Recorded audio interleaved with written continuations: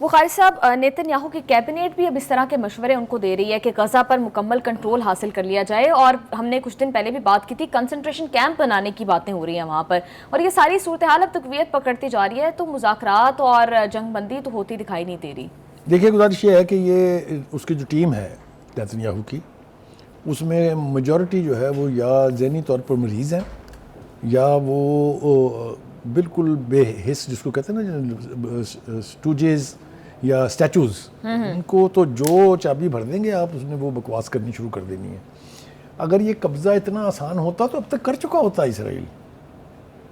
میری بات سمجھ رہی ہیں آپ؟ یہ اتنا آسان بالکل نہیں ہے۔ ابھی وہاں پر حماس ختم نہیں ہوئی ہے۔ آپ نے دیکھا نہیں خبر کیا آئی تھی کہ 2 لاکھ نئے لوگ بھرتی ہوئے ہیں اس میں۔ تو کہنے کا مطلب یہ ہے کہ یہ خواہشات ہو سکتی ہیں، خواہشات کی تکمیل کا ہونا جو ہے وہ تو ابھی ایک، آپ اس کو ایک دیوانے کا خواب سمجھیں، میرا نہیں خیال کہ اتنا آسان ہے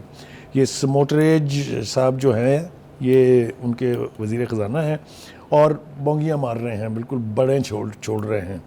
اس طرح کا کچھ ہونے والا وہاں نہیں ہے۔ انہوں نے تو یہ بھی مشورہ دیا تھا کہ 24 گھنٹے کی ڈیڈ لائن دیں حماس کو، اگر وہ رضامند نہ ہو تو ان کے اوپر چڑھائی کر دیں۔ لیکن خبریں اچھی یہ آ رہی ہیں کہ حماس نے جو نئی تجاویز ہیں ان کے اوپر دستخط کر کے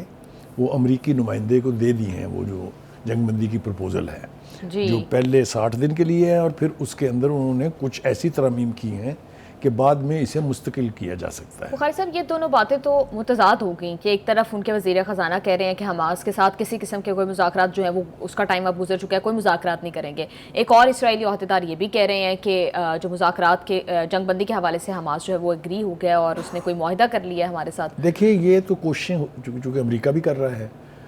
چند اسلامی ممالک بھی کر رہے ہیں، قطر ہے اس کے اندر سعودی عربیہ ہے اس کے اندر، ٹرکی ہے،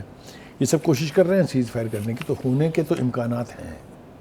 بس اس میں دیکھنا یہ ہے کہ کتنی رعایت دی گئی ہے اسرائیلیوں کو اور کیا گنجائش دی گئی ہے غزہ کے لوگوں کو۔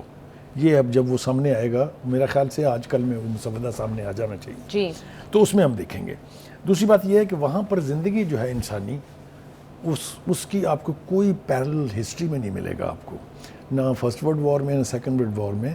ہم نے کنسنٹریشن کیمپس کی بات سنی، ہم نے گیس چیمبرز کی بات سنی، ہم نے ہٹلر کو بھی بھوک کو ویپنز بناتے ہوئے نہیں دیکھا ہے۔ بچے بلک بلک کے روئیں اس صدی میں جس میں ہم جی رہے ہیں،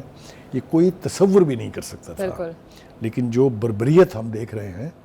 وہ اسی طرح کی بربریت جو ہے وہ ہندوستان میں مودی اور اس کی فورسز کر رہی ہیں کشمیر کے اندر۔ تو یہ دونوں جو ہے نا ہینڈ ان ہینڈ ہے، مسلمانوں کے دشمن ہے، اور وہ اس طرح سے لگ رہا ہے کہ جس طرح ورلڈ وار 2 میں نازیز نے جس طرح کے ویپنز یوز کیے تھے، کچھ ایسا نہیں کیا انہوں نے بڑے ظلم کیے، کوئی دو رائے نہیں اس کے بارے میں، وہ بڑی انسانی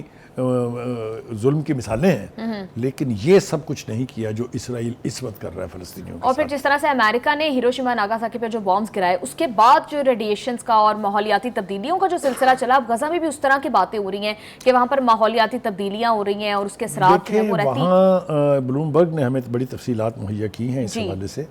وہ یہ کہہ رہے ہیں کہ جتنا خون وہاں بہہ چکا ہے، جتنا گولہ بارود وہاں برس چکا ہے،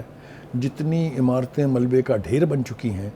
وہاں ہوا پولیوٹ ہو گئی ہے، وہاں سانس لینا دوبر ہو رہا ہے۔ وہ تو یہ کہہ رہے ہیں کہ یہاں پر زندگی جو ہے وہ مشکل ہوتی جا رہی ہے، مشکل تر ہوتی جا رہی ہے۔